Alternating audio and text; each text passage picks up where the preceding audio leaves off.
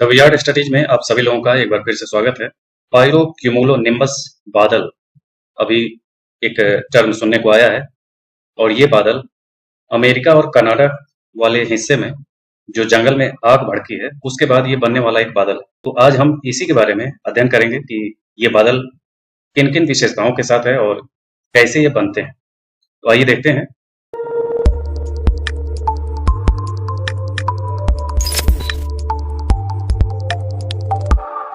America और Canada में जो जंगल में आग भड़की है उसी ने ये पायरो क्यूमुलोनिम्बस बादल उत्पन्न किए हैं जिनमें गड़गड़ाहट के साथ और अधिक आग भड़कने की क्षमता होती है।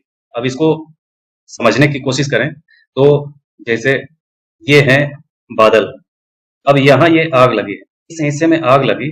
इस हिस्से में आग लगने के बाद क्या होता है कि यहाँ जो धुएं उठ रहे हैं इन धुओं में राख जो होगा, जो जंगल की आग के साथ जो कार्बन कह लें या राख कह लें, कार्बन के डस्ट होते हैं जो साथ साथ उड़ रहे होते हैं और ये धुएं के साथ लगातार उड़ रहे हैं।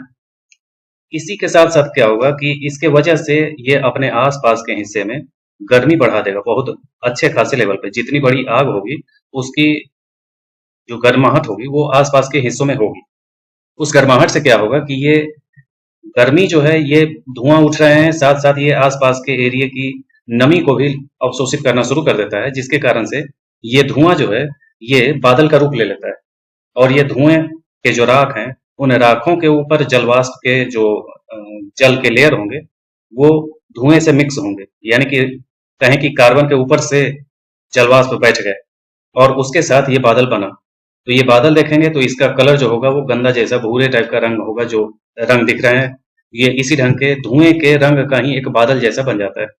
जैसे कि आप इसको दूसरे रूप में समझें कि जैसे रक्त वर्षा सुने होंगे।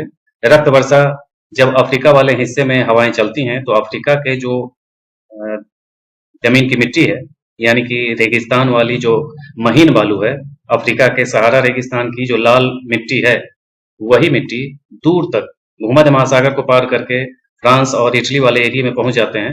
तो वही जो धूल कण थे वही बादल के साथ मिक्स होकर के वर्षा करा रहे थे। तो बादल का जो पानी नीचे जमीन पे आएंगे उनका रंग जो होगा वो लाल रंग का होता है, जिस वजह से रक्त वर्षा कहते हैं।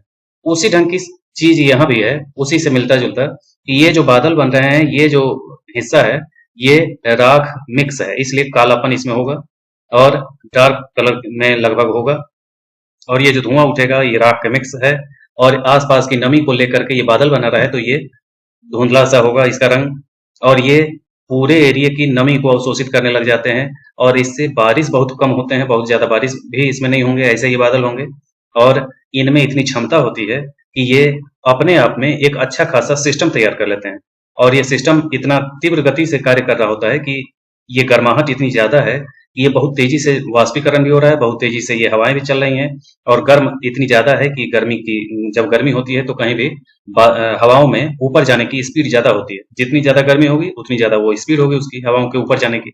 उसी स्पीड में ये आसपास की हवाओं को अपनी ओर खींचेगा भी। तो ये स्पीड इतनी ज्यादा है कि ये जब सारे जो बादल बने हुए हैं इन सब में आपस में टकराने की घटनाएं बहुत तेजी से होगी और उसी टकराने के दौरान बिजली चमकना, गरजना, ये सब गड़गड़ाहट के साथ ये सारी चीजें होंगी जिसको तड़ित झंझा और ये सारी चीजें कहते हैं। तो ये लाइटनिंग जिसको कह रहे हैं, तो ये सारी चीजें होंगी और ये आसपास के एरिया में उतनी ज्यादा बारिश भी नहीं कराएंगे। इस वजह से ये बादल लंबे चौड़े एरिया को कवर कर लेंगे और लगातार एक अलग ढंग का माहौल बनता है। उसी को पायरो क्यूमुलोनिम्बस बादल कहा जाता है। इसको और भी देख लें ये चीज कि यह केवल तभी घटित होता है जब अत्यंत भीषण जंगली आग होती है। ज्वालामुखी विस्फोट से भी पायरो क्यूमुलोनिम्बस बादल बन सकते हैं, यानी कि गर्मी एक्सेस हो, यानी कि लिमिट से ज्यादा गर्मी बन गई हो, तब ये पायरो क्यूमुलोनिम्बस बादल बनते हैं और इसमें राख के कण मौजूद होते हैं।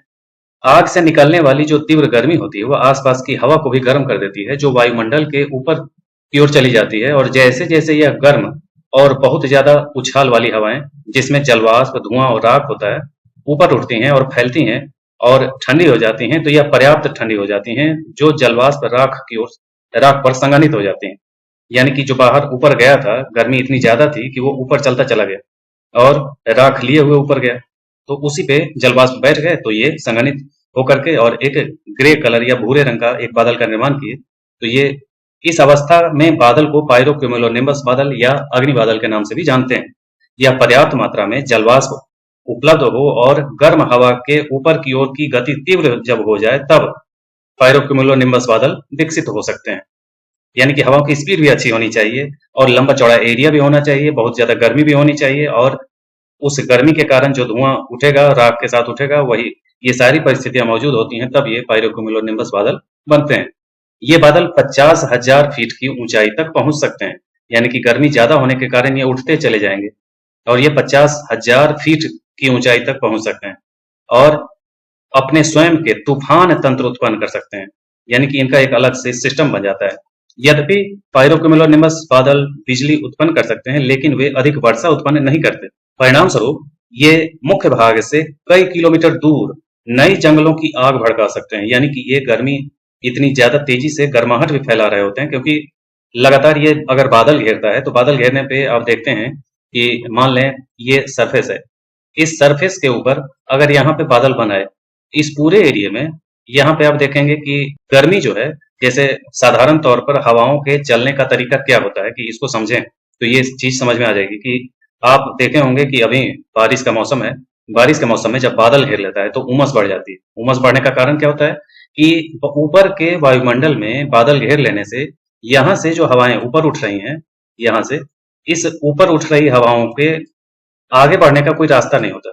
इस वजह से ये लगातार वाष्पीकरण चल रहा होता है, लेकिन ये हवाएं कहीं हट नहीं रही हैं, जहां है वहीं है, इसलिए हवाएं बिल्कुल स्थिर सी महसूस होती हैं। और वही अगर बादल नहीं होता, जैसे आगे के एरिया में देखें, यहाँ अगर हवाएं गर्म होकर के ऊपर उठ रही हैं तो ये ऊपर उठती जाएंगी और नीचे का एरिया खाली होगा तो यहाँ हवाएं चलेंगी, तो आप हवा चलते हुए महसूस करेंगे। और यहाँ जब बादल घेर लेते हैं तो बादल घेरने के बाद ये हवाएं ऊपर उठती हैं तो ये बादल के द्वारा रोक ली जा रही हैं और ये जलवाष्प ग्रहण करने की प्रक्रिया लगातार जारी रहती है। और जब ये हवाएं ऊपर उठ रही हैं और ऊपर कहीं और जाने की जगह नहीं है, तो यहीं ये बने रहेंगे और जलवाष्प जो है वो जमीन तक महसूस होगा, जो लगातार वाष्पीकरण चल रहा है। इस वजह से हम इस पूरे एरिया में उमस महसूस करेंगे। तो ये पूरी गर्मी बढ़ा देता है और गर्मी बढ़ा देता है तो लगातार जलवाष्प लेता जा रहा है और इस बादल में नमी की मात्रा उस लेवल पे नहीं है जिस लेवल पे बारिश करा दे। तो ये लगातार जलवाष्प लेता जाएगा तो नीचे क्या होगा, ड्राइनेस आ जाएगा और ड्राइनेस आने के बाद ये लगातार बिजली कड़केंगे। इसमें बिजली कड़केंगे तो यहाँ अगर बिजली गिरती है तो ये सूखापन यहाँ बना दिया है, जलवाष्प खींच चुका है, तो बहुत तेजी से आग लग सकते हैं। यही होता है पायरोक्यूमुलस निम्बस बादल जो बनते हैं। ये बादल बनने के बाद दूर के एरिया में भी जंगल की आग फैलने की संभावना रहती है और ये अप्रत्याशित रूप से घटना घटित हो सकती है कहीं भी। वैज्ञानिकों का मानना है कि जलवायु परिवर्तन की उनकी आवृत्ति में वृद्धि में भूमिका हो सकती है। अध्ययनों से पता चला है कि दुनिया भर में तापमान बढ़ने के साथ ही जंगलों में आग लगने की घटनाएं आम और तीव्र होती जा रही हैं। यानी कि इसके लिए जलवायु परिवर्तन भी एक कारण है। कारण है कि ये जो पृथ्वी है, इस पृथ्वी का तापमान पहले जितना था, अब ये ग्लोबल वार्मिंग की ओर है, तो इसका औसत तापमान बढ़ रहा है और औसत तापमान बढ़ने से गर्माहट जो हम महसूस कर रहे हैं, उस गर्माहट का ही असर है कि नमी की मात्रा धीरे धीरे घटती जाएगी और आग जो है तेजी से फैलने की संभावना बनी रहेगी हमेशा। तो ये ग्लोबल वार्मिंग का कारण है और जलवायु परिवर्तन उस ग्लोबल वार्मिंग के कारण हो जाता है। तो ये सब जुड़े हुए हैं आपस में। तो यही था पायरोक्यूमुलोनिम्बस बादल और उससे संबंधित सारी जानकारी। उम्मीद है कि आपको समझ में आ गया होगा। जो कहीं पे समस्या हो तो आप पूछ सकते हैं, कमेंट कर सकते हैं। आज के लिए इतना ही, मिलते हैं अगले वीडियो में। धन्यवाद।